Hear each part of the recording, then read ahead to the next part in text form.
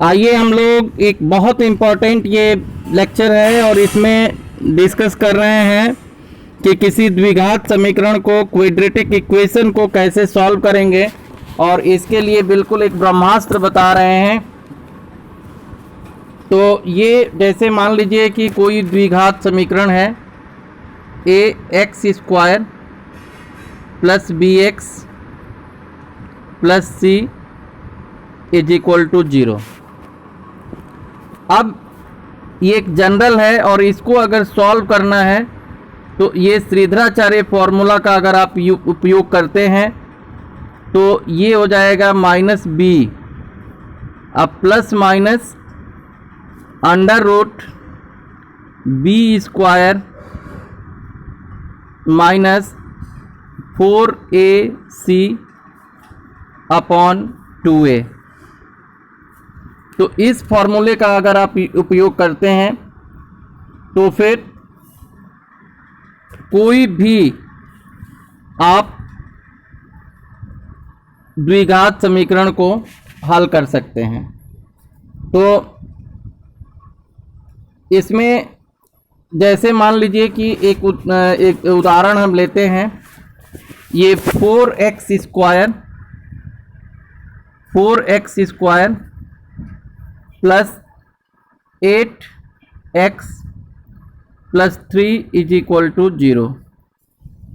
अब देखिए जैसे आप कंपेयरिंग करेंगे तो a की जगह पे क्या है, a की जगह पे 4 है और b की जगह पे क्या है तो 8 है, और c की जगह पे क्या है तो 3 है।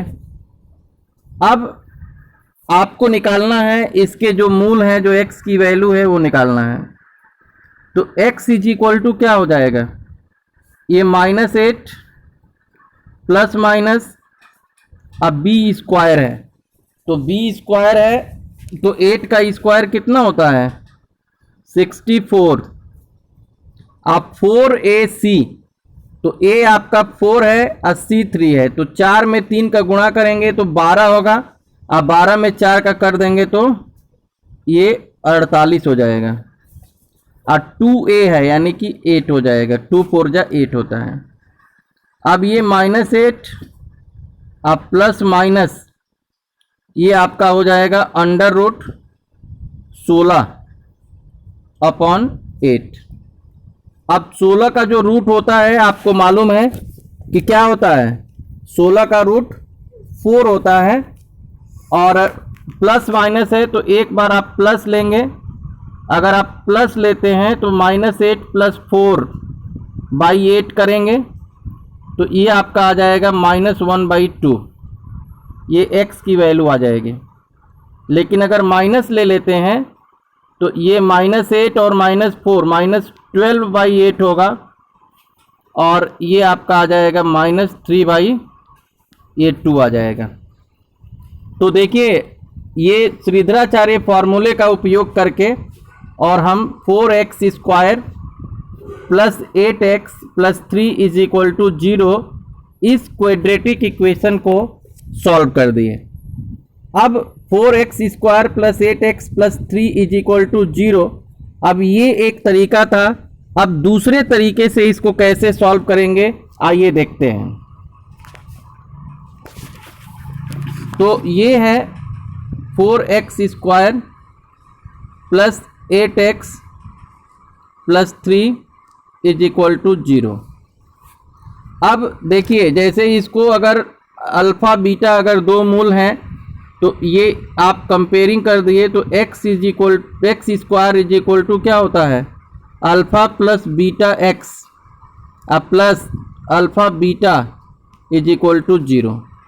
तो अल्फ़ा प्लस बीटा, तो इसके जगह पे क्या हो जाएगा, जैसे अगर ऊपर वाले में 4 से डिवाइड किए तो 8/2, तो अल्फ़ा प्लस बीटा के जगह पे -b/a आता है, यानी कि -8/4 ये -2 हो जाएगा।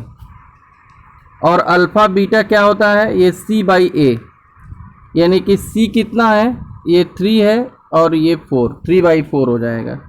तो अल्फ़ा माइनस बीटा जो होता है अल्फ़ा प्लस बीटा का होल स्क्वायर अब माइनस ये 4 अल्फ़ा बीटा, तो ये आपका आ जाएगा अंडर रूट में, ये इसको करना है तो अंडर रूट और अल्फ़ा प्लस बीटा की वैल्यू -2 है तो ये 4 हो जाएगा।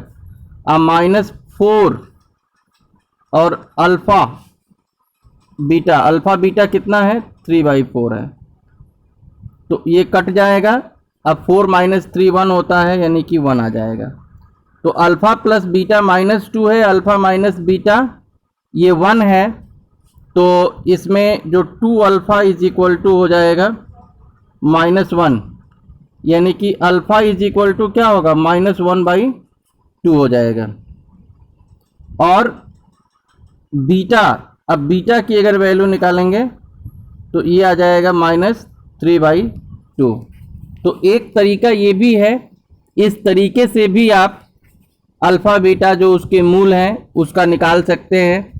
एक गुणनखंड विधि के द्वारा भी आपको बता देते हैं, ये भी एक तरीका है द्विघात समीकरण को हल करने का। जैसे ये दिया हुआ है 4x² + 8x + 3 = 0, तो देखिए जो a है और ये c है, इसका मल्टीप्लाई करेंगे तो ये 4 × 3 12 होता है। अब 12 का ऐसा फैक्टर करेंगे कि इसका दो फैक्टर करेंगे और जिसको जोड़ने या घटाने के बाद ये 8 आ जाए, तो ये 6 × 12 होगा।